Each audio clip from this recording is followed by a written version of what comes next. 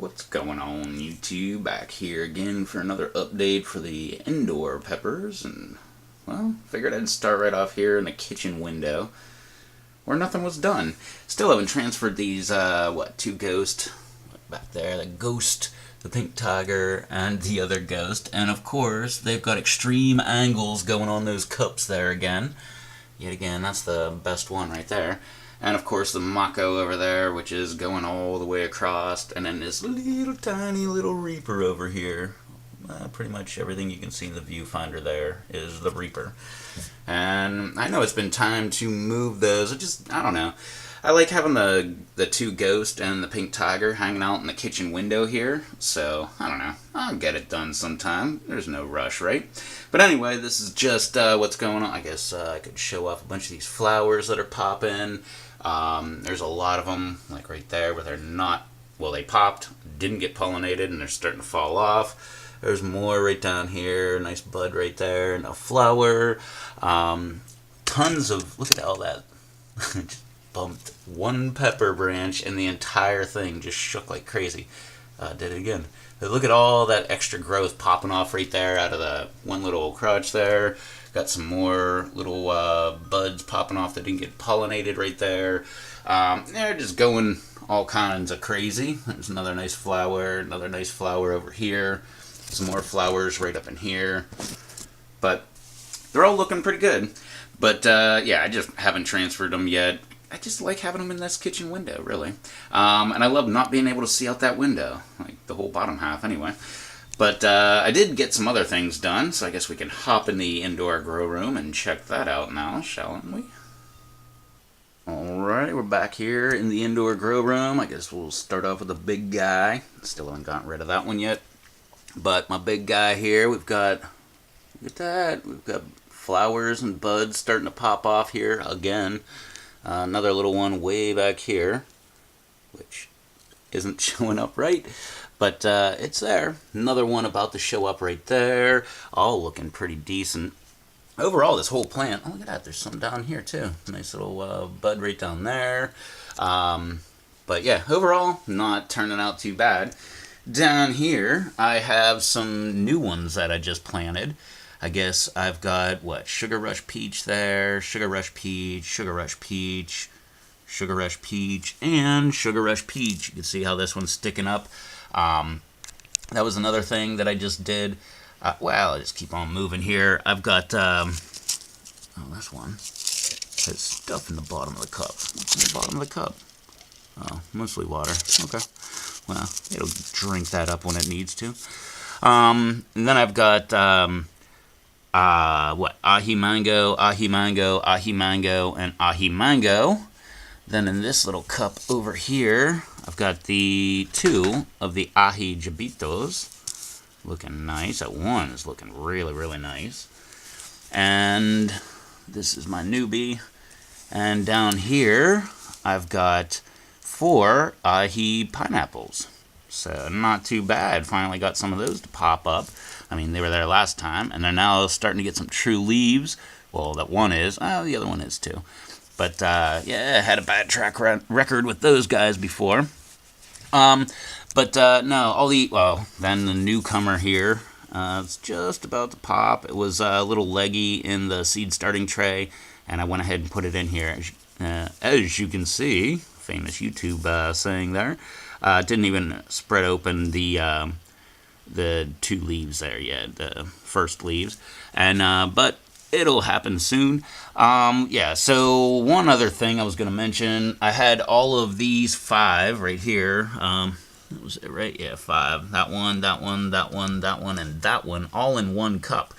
One of the things I like to do whenever I'm transferring them, first off, as soon as I can, I like to transfer them, because the smaller the better. I just saw Batman had, on the Pepper Lovers community, he had a post up about transferring them when they're a little bit older. And yeah, that can be a little messy, and the roots get all intertwined and everything like that. One good thing is run them underwater. That's one thing I've learned from aquaponics. I like to find those 6, 9, 12 packs of any kind of plants, and then, of course, with multiples in each, and then separate them out. That way I get, if I buy a 12 pack, I might be able to get 36 plants out of one 12 pack. But the younger the better. These guys were actually very good. They only had, I believe, this guy right here, and I believe maybe this guy.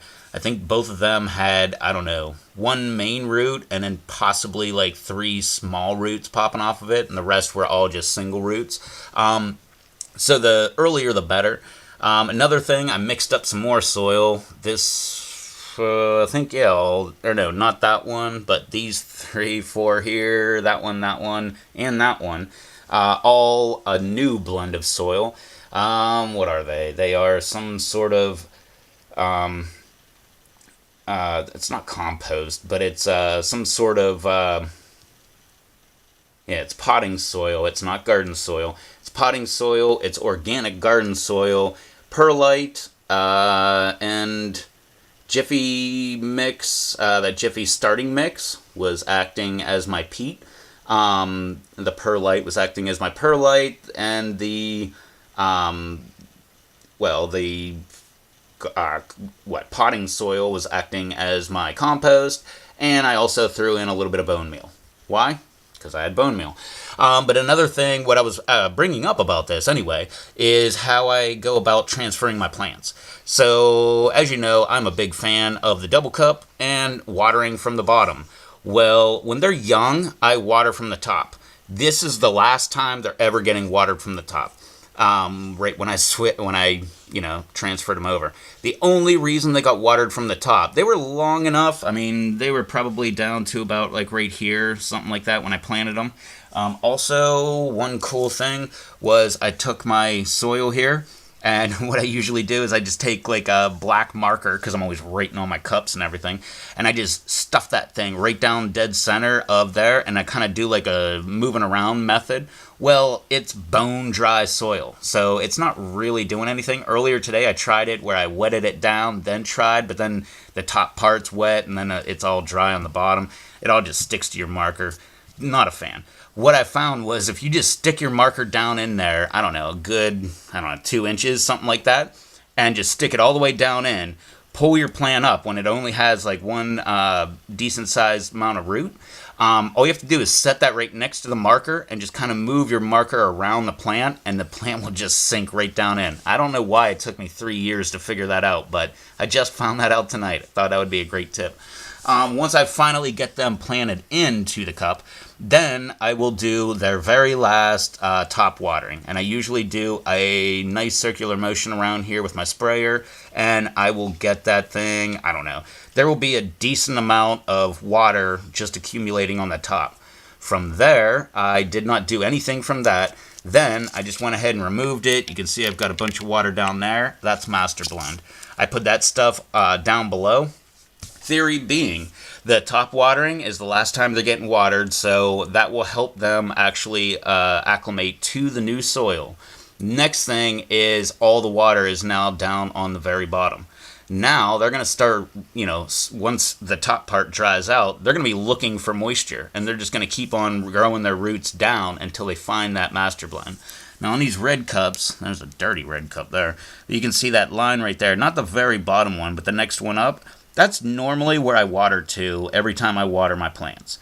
Whenever I water and they're brandy new, I usually go right up about, middle of my thumb right there, something like that. Not twice as much as this top line, but a little bit above there, maybe half as much more over top. I mean, again, they're tapered, so it's not an exact measurement, but I usually go right about there just because they're brandy new. Once they're actually established and, see how this one's kind of flopping over and stuff like that. This guy too, he's kind of flopping over. It's because I just got done transplanting them. But once they actually take to the new soil and start sticking up and getting all perky and everything, that's it. That's the last time I'm going to water that heavy. I just go down here to that line and water to there. And from there, the bottom part of the cup will start soaking up that Master Blend. And Then, when the roots are searching for moisture, they will reach down, find the master blend, and then they really start taking off.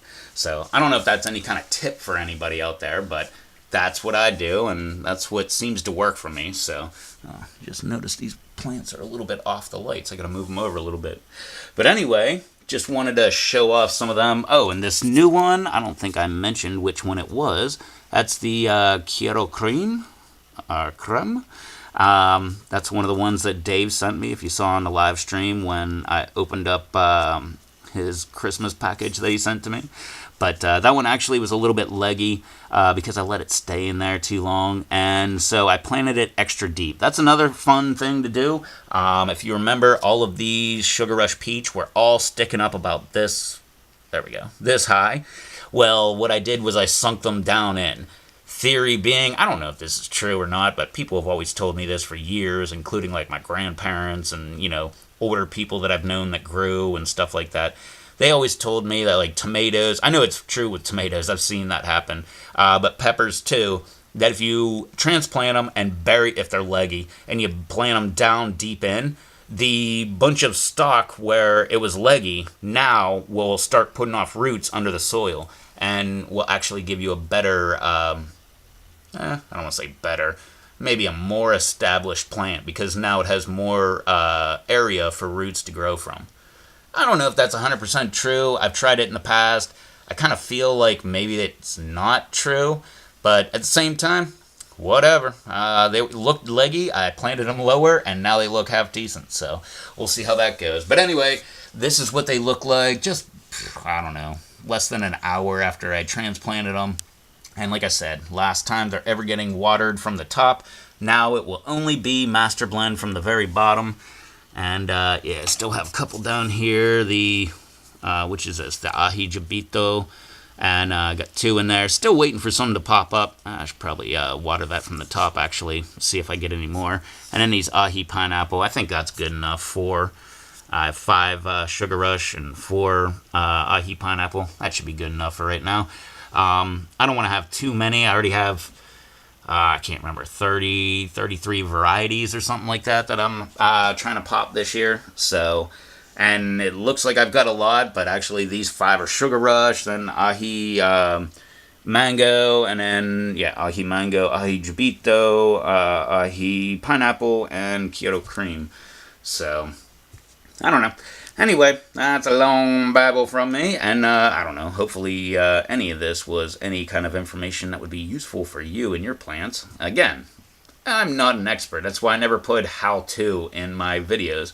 I just tell you how I do it, and if it doesn't work, then next week you see, hey, it's a fail video, I suck, and all my advice is not good. And hopefully people watch that video as well as the one before, and not just the one before, and then fail themselves and then say, I put all my faith in you, why did I listen? But anyway, that was it.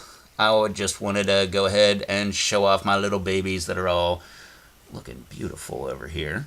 And especially that guy right over there. That one's really cool.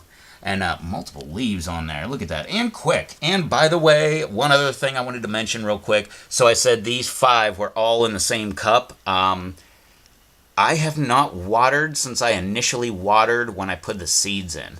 I put the seeds in. I initially top watered. I pulled the cup out. I watered from the bottom. Put it in. Set it on a heat mat. And they have not had water since. They've been in here for like, what, 2 weeks now? Something like that. So it's been like quite a long time since I watered. Just watered all of them today, so they should be a-okay, but just another little thing. And again, I'm a big fan. I know I hear all the time, like JT was talking about the other day, he's guilty of was guilty of overwatering a lot and stuff like that. I probably have been in the past, and I don't know, maybe just never recognized it.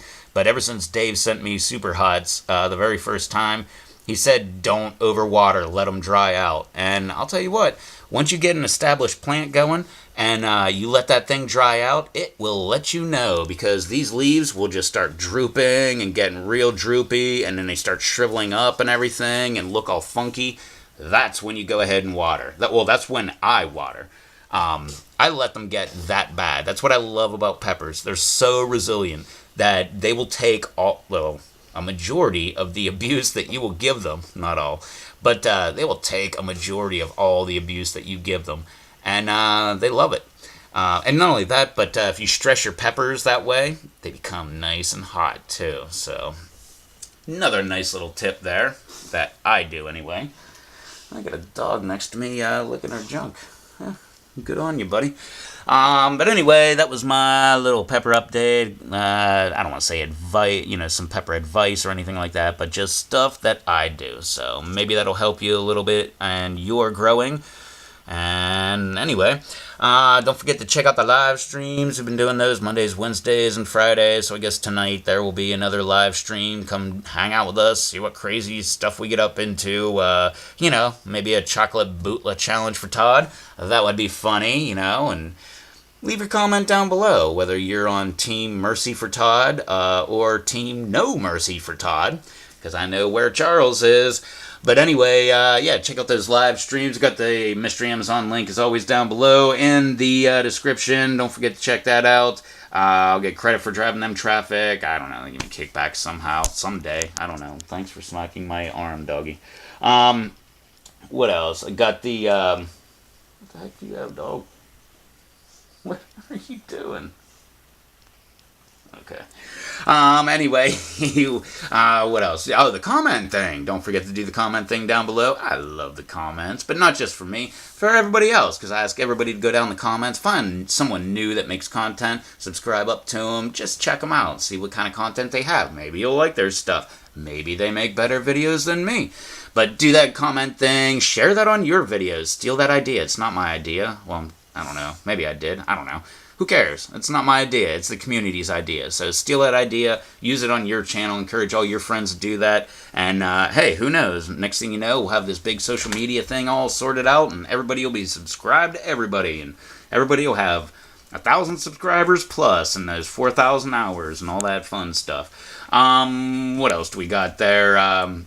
We got the Patreon, the Instagram, and the Twitter. All of them are whatever, patreon.com/RevToastTV and Instagram.com/RevToastTV, Twitter.com/RevToastTV, and yeah, I guess that's about it. So do all that fun, happy social media stuff down below, man. Thanks for hanging out with me. Subscribe if you're new. I'll catch y'all on the live stream, which will be fun. If you're gonna miss it, you're gonna miss it, man. It's gonna be great. So, I'll see you there. Later.